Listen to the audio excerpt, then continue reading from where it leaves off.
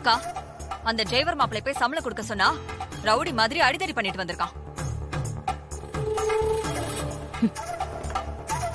என்ன சொல்ற சந்திரா?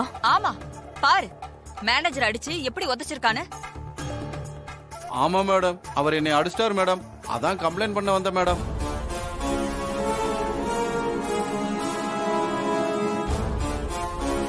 செங்கல் சூளைக்கு இத்தனை நாள் எந்த பிரச்சனையும் இல்ல. இன்னைக்குதான் அவன் போன அன்னைக்கே பிரச்சனை எழுத்து விட்டுட்டான் பாரு. சந்திரா, மாப்பிள்ள அப்படி எல்லாம் பண்ணக்கூடியவர் இல்ல. அப்படியே இவனை அடிச்சிருக்காருன்னா அதுக்கு நியாயமான காரணம் ஏதாவது இருக்கும். சும்மாலாம் அப்படி பண்ண மாட்டாரு அவரு. இப்படியே நீங்களும் அக்காவும் தூக்கி வச்சு கொண்டாடுறதுனாலதான் அவன் தப்பு மேல தப்பா பண்ணிட்டு இருக்கான். சந்திரா, மேனேஜர் சொல்றத மட்டும் வச்சு ஒரு முடிவுக்கு வர முடியாது. மாப்பிள்ள வரட்டும், அவர்கிட்டயே விசாரிப்போம். அவர் இப்படி அடாவடியா நடந்துக்கிற ஆளே கிடையாது.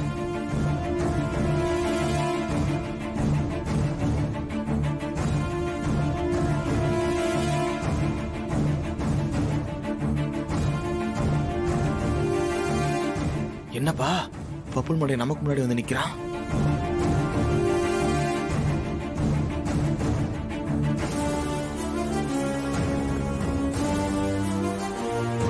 வாங்க மாப்பிள்ள, செங்கல் சூளையில என்னதான் நடந்துச்சு? மேனேஜர் என்னமோ நீங்க அடிச்சதா சொல்றாரு. அங்க என்னதான் நடந்துச்சு? கஷ்டப்பட்டு வேலை செய்யறவங்க கிட்ட இருந்து இவர் சம்பளத்தெல்லாம் புடுங்கிட்டு இருக்காரு.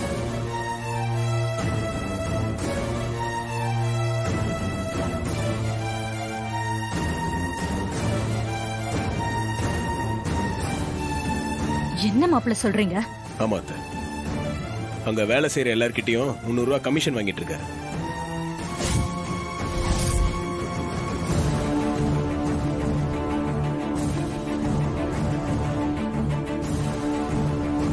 இது இப்போ இல்ல, ரொம்ப நாளா நடந்துட்டு இருக்கு. வேலை செய்யறவங்க கிட்ட இருந்து அடிச்சு புடுங்கிறது பாவம் இல்லையா? அப்படிலாம் செய்யல மேடம், வீணா பழி போடுறாரு மேடம்.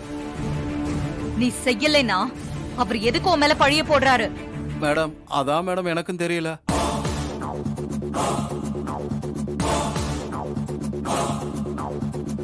அக்கா, இவ ஏன் மேனேஜர் மேல பழி போடுறான்னு தெரியுமா? இந்த மேனேஜரை பதவியில இருந்து தூக்கிட்டு இவனுக்கு ஃபேவரான ஆளை உட்கார வைக்கலாம்னு நினைக்கிறான்.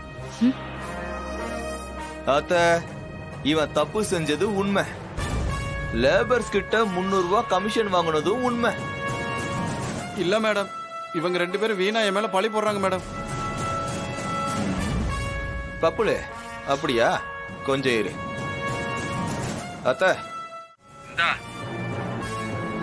என்ன சார் 2500 ரூபா தான் இருக்கு.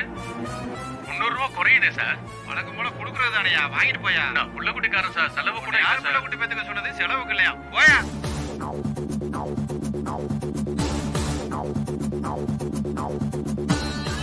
ஏங்க, எதுக்கு பணத்தை புடிச்சிட்டு குடுக்குறீங்க? அவர்கிட்ட அந்த 300 ரூபாய் கொடுங்க. இதெல்லாம் கேட்க நீ யாரியா? நான் கேட்காம வேற யாரு கேப்பா? ஏய், முதல்ல நீ யாருன்னு சொல்லு.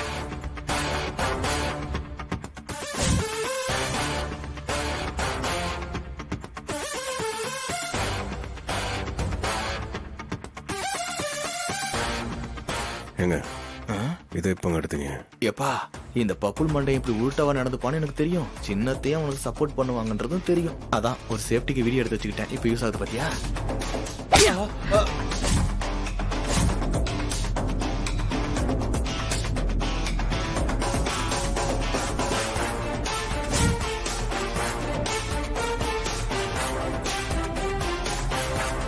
ராஸ்கல், தப்ப நீ செஞ்சுட்டு ஏன் மாப்பிள்ள மேல பழிய போடுறியா? தொழிலாளிங்க வயித்துல அடிக்கிறியே, உனக்கு வெக்கமா இல்ல? உன்னை ஒரு பொறுப்பான பதவியில உட்கார வச்சா இப்படிதான் நடந்துப்பியா? சந்திரா, இந்த மாதிரி கேடு கெட்டவனுக்கு நீ சப்போர்ட் பண்றியா? இல்லக்கா, அது வந்து நீ எதுவும் பேசாத. ஏய், இனிமே ஒரு நிமிஷம் கூட நீங்க இருக்க கூடாது. போட வெளிய.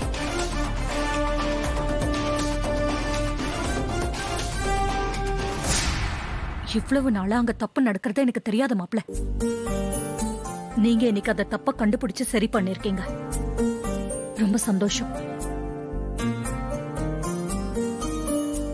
அத்த, சகல இப்படி செஞ்சதும் தொழிலாளிங்களா அங்க எவ்வளவு சந்தோஷப்பட்டாங்கன்னு தெரியுமா? சகல நல்லா இருக்கணும்னு வாழ்த்திட்டு போனாங்க. எனக்கு கேட்கவே ரொம்ப சந்தோஷமா இருக்கு மாப்ள. இனிமே செங்கல் சோள மட்டும் இல்ல, நம்மளோட மொத்த கம்பெனி விஷயத்தையும் நீங்க தான் பாத்துக்கிறீங்க. சரிங்க அத்தை. வாரே வா.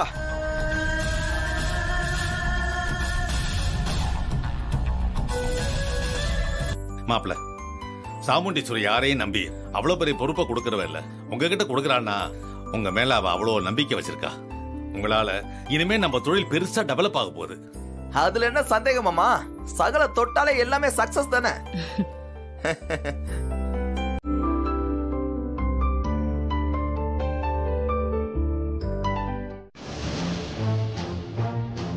ஆஸ்திரேலியால இப்ப குளிர்னு உனக்கு எப்படி தெரியும்? போன்ல வெதர் செக் பண்ணாலே அது சொல்ல போகுது.